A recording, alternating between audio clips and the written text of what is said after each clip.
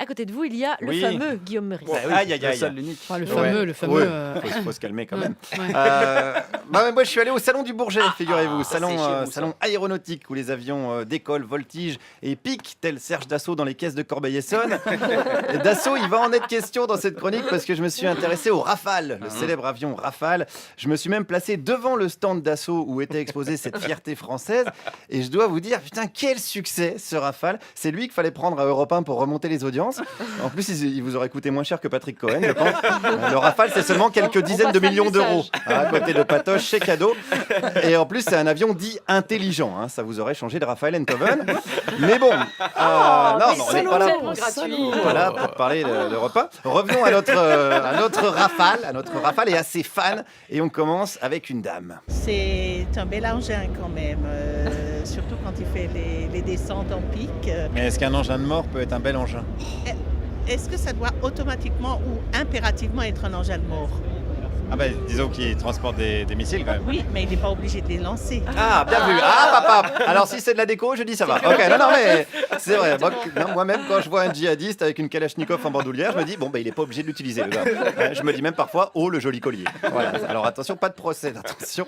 Continuons avec cette dame. Moi, c'est la machine, c'est la technologie, c'est tout ce qui est autour, mais pas la mort. Pourtant, sans l'aspect mortel, il ne se vendrait pas. Moi, je fais une abstraction totale de cet aspect-là. Voilà, et ça, c'est le conseil qu'on donne aux gens qui se trouvent sous les bombardements. Faites abstraction de l'aspect mortel de l'engin, sinon ça va vous causer du stress et c'est pas bon pour votre tension. Voilà, radio de service public, on est là pour donner des conseils. Regardez juste, si vous voulez, la beauté de l'objet. Par exemple, le virus du sida, quand tu regardes bien, il est joli. Clara Dupont-Mono, elle est jolie. C'est pareil. Voilà, c'est pareil. Sachez, oui, c'est des comparaisons un petit peu hasardeuses, mais sachez apprécier les belles choses. D'ailleurs, quand je parle de beauté, on peut même aller plus loin. C'est un avion sexy, très sexy. Moi, je trouve qu'il est vraiment très très joli. C'est l'avion le plus sexy au monde. Avec les arrondis et la pénétration dans l'air. Putain, arrête, tu m'excites. Putain. J'étais à deux doigts de jouir comme un éditorialiste du Figaro dès qu'on en vend 15 à un pays sous-développé. Alors, à l'heure des charges, sans mauvais jeu de mots, on n'a pas tous les jours des occasions d'être excité au Figaro en dehors de la journée de dépistage du cancer de la prostate. C'est quand même assez calme, mais c'est pas le sujet. Oui, on se fait les images. Le sujet, c'est se défendre et c'est important, n'est-ce pas? Les peuples qui ne sont pas capables de se défendre sont souvent soumis. Mais ils sont soumis par ceux qui attaquent, non? Oui et non. Ouais. Ils sont soumis par ceux qui ont une armée. Je sais pas. Bon, disons que c'est assez rare qu'un pays envahisse un autre avec des petites cuillères ou des chamallows. Voilà, on va pas se mentir. Alors, je sais bien que les djihadistes attaquent au marteau, mais je sais pas si un Rafale va être bien utile à ce moment-là. Enfin, c'est plutôt Valérie Damido qu'il faudra envoyer. Elle connaît mieux le matos, elle va leur maroufler la gueule, ça sera plus efficace. Mais en attendant, est-ce que c'est une bonne idée de vendre des technologies de guerre au monde entier? Je crois que ce qu'il y a de plus dangereux, c'est les dictatures. Voilà. Bon, les démocraties qui disposent d'un armement, mon Dieu, je pense que ça me semble plus logique que les dictatures. Par exemple, le Qatar, c'est une dictature. Et pourtant, on leur vend des Rafales. Je ne suis pas au courant de toutes ces ventes. J'en entends un petit peu parler. Mais si, quand même, on l'a su, ça. Oui, c'est très difficile de pouvoir juger. C'est pas évident. C'est vrai que c'est un pays qui coupe la main des voleurs et qui jette les homosexuels du haut des immeubles. Faut voir aussi l'aspect culturel. Je veux dire, il y a un savoir-faire. Il y a tout un artisanat derrière tout ça. Voilà, donc c'est pas qu'on ferme les yeux, mais on a tendance, c'est vrai, à regarder l'intérieur de nos paupières.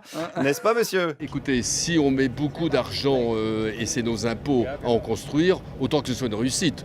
Est-ce que la guerre, c'est bon pour l'économie alors? Sur certains aspects, oui. Est-ce que ça, c'est pas un problème? Écoutez, j'ai pas envie de voir ça sur cet aspect-là. Ah, c'est vrai, il a raison, mais c'est un défaut que j'ai. Moi, je vois toujours ça sous un mauvais aspect. Ça, c'est vrai. Non, mais c'est vrai. Je me dis toujours, tiens, les budgets militaires explosent partout dans le monde, ça pue du cul. Parce que je vois ça du mauvais aspect. Je me dis toujours, tiens, pourquoi on n'investirait pas dans des avions ou des drones capables de stopper plus facilement des incendies comme celui du Portugal? Eh ben non, mauvais aspect. C'est mon côté chiant. Voilà, c'est mon côté pénible, c'est mon côté Mélanie Bauer. Alors, pour contrebalancer, attention, pour contrebalancer. C'est pas possible. Pour contrebalancer, je voulais quand même finir cette chronique par une note positive directement avec un militaire. On a l'occasion de côtoyer ces avions-là toute l'année, vu qu'on part pas mal en mission, donc c'est un bel avion. Après, chacun y voit son compte. Disons qu'on s'imagine que si on se prenait ça sur le coin du bec, on ferait pas les malins, quoi. Ah bah oui, non mais ça par contre, je pense que ça efface les sourires. Ça efface les sourires, voilà, c'est bien vu. Ça efface les sourires des femmes, des hommes, des enfants, mais pas ceux des actionnaires de chez Dassault.